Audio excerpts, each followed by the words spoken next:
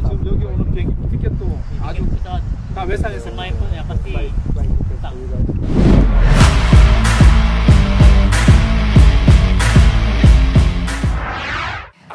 Peras keringat pemain timnas Indonesia secara berlebih, Sintayong beberkan kondisi terkini skuad Garuda. Pemusatan latihan atau TC Timnas Indonesia sudah berlangsung 1 pekan lamanya, di mana selama itu pelatih Timnas Indonesia Sintayong terus menggeber latihan berat mulai dari fisik hingga taktik. Terbaru Sintayong pun mengungkapkan kondisi fisik dari para pemainnya. Ia cukup senang fisik skuad Garuda mulai membaik. Sekedar diketahui bahwa fisik para pemain menjadi keluhan tim pelatih Timnas Indonesia kala TC di Bali berlangsung. Sintayong dan tim pelatih skuad Garuda menilai fisik pemain lesu karena terhentinya kompetisi domestik imbas tragedi Kanjuruhan. Sintayong dan kolega pun berupaya keras mengembalikan kembali kondisi fisik para pemain. Mark Klok dan kawan-kawan kemudian dikejut dengan latihan 2 kali sehari. Di mana di pagi hari para pemain Timnas Indonesia menjalani sesi latihan indoor di gym.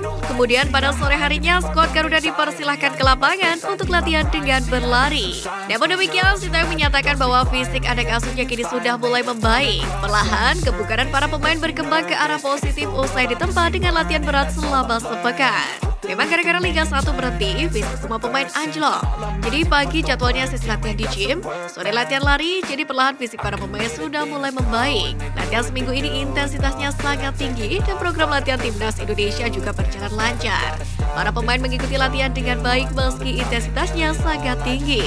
Kata Sintayong dilansir dari laman resmi PSSI pada Selasa 6 Desember.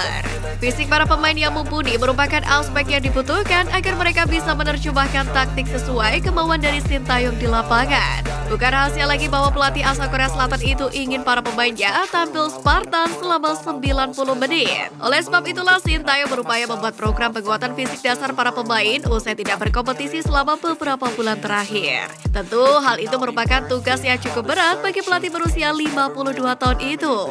Jadi saya sedang berusaha untuk membuat penguatan dasar, karena dengan kompetisi berhenti, semua pemain jadi hampir sama kondisinya, ujarnya. PSSI upayakan kehadiran penonton, tapi semua tergantung Polri.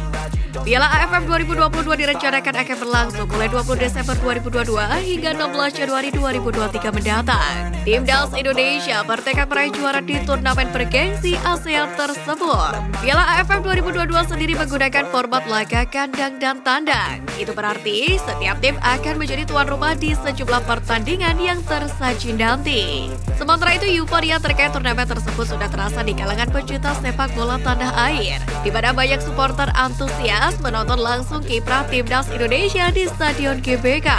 Namun, Sekretaris Jenderal PSSI Yunus Nusi menyampaikan PSSI belum dapat mengukuhkan soal boleh atau tidaknya penonton hadir di stadion saat Timnas berlaga kandang di Piala AFF 2022 nanti. Menurut Yunus, perihal penonton tersebut akan diputuskan oleh Polri dengan merujuk pada Peraturan Polri Nomor 10 Tahun 2022, yakni tentang pengamanan penyelenggaraan kompetisi olahraga. Soal itu nanti bergantung Polri, bukan kami, Kemenpora, yang menentukan itu, ujar Zainuddin Amali. Ketua PSSI Muhammad Iriawan alias Iwan Bule pun menyampaikan terima kasih kepada pihak terkait sehingga Liga 1 bisa kembali bergulir. Namun dia menyebut kompetisi bergulir dalam keadaan duka. Tentunya kami juga masih dalam keadaan duka tragedi Kanjuruhan, yang kejadian itu memberikan pelajaran sangat mahal untuk kita semua, sehingga kita sama-sama untuk bisa membangun sepak bola Indonesia dengan dibantu seluruh stakeholder yang ada, ujar Iwan Bule. Sementara itu, pelatih Timnas Indonesia Sintayong menyambut hangat kembali berputarnya roda kompetisi Liga 1 2022-2023. Ia pun merasa senang dengan bergulirnya kembali kompetisi kasta tertinggi sepak bola Indonesia. Liga memang harus bergulir agar pemain bisa meningkatkan performa, ujar Sintayong yang diunggah di kanal YouTube PSSI TV. Pelatih Korea Selatan itu pun menuturkan Liga merupakan wadah bagi para pemain untuk terus mengasah kemampuan. Dengan tempaan kompetisi, Timnas Indonesia akan dihuni oleh pemain-pemain yang berkualitas dan bagus. Besaran bonus Timnas jika juara Piala AFF. AFF Mitsubishi Electric Cup 2022 akan segera digelar pada 20 Desember 2022 hingga 16 Januari 2023. Satu hal yang menarik untuk dibahas adalah terkait besaran bonus yang akan diterima negara pemenang jika berhasil menjuarai Piala AFF ini.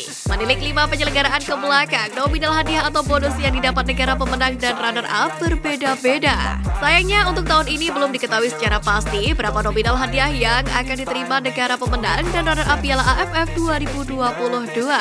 Namun tim Litbang MPI berhasil menghimpun dan merangkum data terkait hadiah uang Piala AFF edisi-edisi sebelumnya, dan berikut ini ulasannya.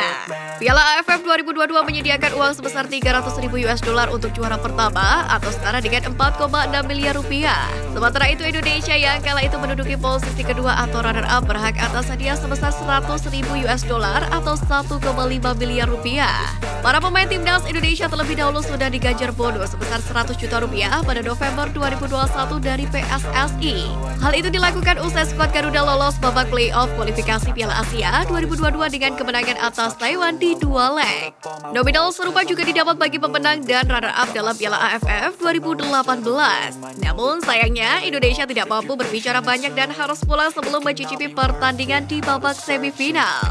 Dalam turnamen itu Vietnam berhasil menjadi juara dan membawa pulang hadiah sebesar 300.000 US dollar. Sementara Malaysia di posisi kedua berhak atas uang sebesar 100.000 US dollar.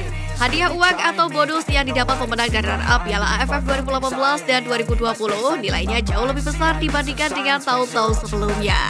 Melansir dari laman ASEAN Football, dalam gelaran Piala AFF 2016, hadiah yang disediakan adalah 200.000 US dollar atau setara dengan 3,08 miliar rupiah. Hadiah tersebut berhak diboyong oleh Thailand, sedangkan Indonesia yang berada di posisi kedua mendapatkan hadiah sekitar 75.000 US dollar atau 1,1 miliar rupiah. Tim atau negara yang hanya sampai di tahap semifinal akan mendapatkan uang masing-masing 50.000 US dollar atau setara dengan 771,4 juta rupiah. Di sisi lain, pemerintah Indonesia memberikan apresiasi yang luar biasa kepada pemain timnas dalam ajang Piala AFF 2016 itu, di mana Presiden Joko Widodo memberikan bonus sebesar 200 juta rupiah per pemain pada Desember 2016. Meskipun kalah, namun perjuangan skuad Garuda harus diapresiasi dan menjadi kebanggaan tersendiri. Piala AFF 2014 juga menggelontorkan hadiah dengan nilai yang sama dengan di tahun 2016, di mana Thailand berhak membawa pulang trofi beserta uang 200.000 US dollar sebagai juara pertama. Malaysia yang menjadi juara 2 juga membawa sejumlah uang yakni sebesar 75.000 US dollar.